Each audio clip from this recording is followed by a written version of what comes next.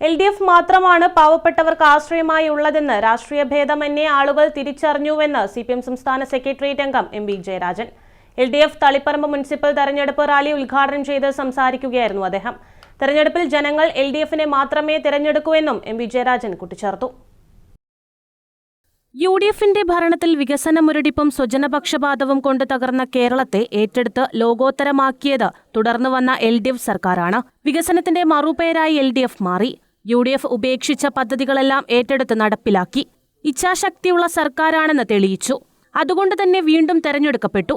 കേരളത്തെ അതിദാരിദ്ര്യമുക്തമാക്കി മാറ്റാൻ ഇടത് സർക്കാരിന് സാധിച്ചു. ഇനി കേവല ദാരിദ്ര്യവും തുടച്ചുനീക്കും. 2026 LDF തന്നെ അധികാരത്തിൽ തുടരും. കഴിഞ്ഞ 10 വർഷമായി തളിപ്പറമ്പ് നഗരസഭയ്ക്ക് UDFന്റെ സംഭാവന വികസന മുരടിപ്പാണ്. സ്വജനപക്ഷപാതവും നാടിനെ നശിപ്പിക്കുകയാണ്. ഇവിടെ LDF അധികാരത്തിൽ വരണം. ജനങ്ങളുടെ ആഗ്രഹം അതാണെന്നും MB ജയരാജൻ പറഞ്ഞു. ഈ നാടിന്റെ സർവ്വതോമുഖമായ പുരോഗതിയാണ് ഇടതുപക്ഷം ലക്ഷ്യമിടുന്നത്.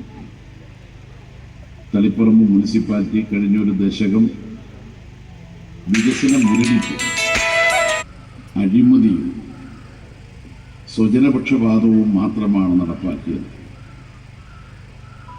ആ ഭരണം അവസാനിപ്പിക്കാനുള്ള ഒരു അവസരമാണ് തളിപ്പറമ്പ് മുനിസിപ്പാലിറ്റിയിലെ വോട്ടർമാർക്കെല്ലാം ലഭിച്ചിരിക്കുന്നത്. മാനദണ്ഡമനുസരിച്ചാണ് വീണ്ടും BJP അധികാരത്തിൽ വന്നിട്ടുള്ള ബീഹാറിൽ അതിദരിദ്രരെ കണ്ടെത്തിയത്. അവിടെ ജനസംഖ്യയുടെ 28.59% അതിദരിദ്രം. അത് ഇന്ത്യയിലെ ഏറ്റവും ഉയർന്നതാണ്.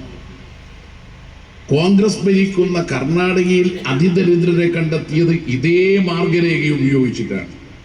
അവിടെ ജനസംഖ്യയുടെ 5.67%. കേരളത്തിൽ 0.71%. അത് 64,006 കുടുംബങ്ങൾ, 1,03,099 വ്യക്തികൾ. എങ്ങനെയാണ് അവരെ കൈപിടിച്ചുയർത്തിയത്? രഘുനാഥ് അധ്യക്ഷത വഹിച്ചു. K. സന്തോഷ്, T. ബാലകൃഷ്ണൻ, പുല്ലായിക്കൊടി ചന്ദ്രൻ തുടങ്ങിയവർ സംസാരിച്ചു. News bureau, Taliparamba.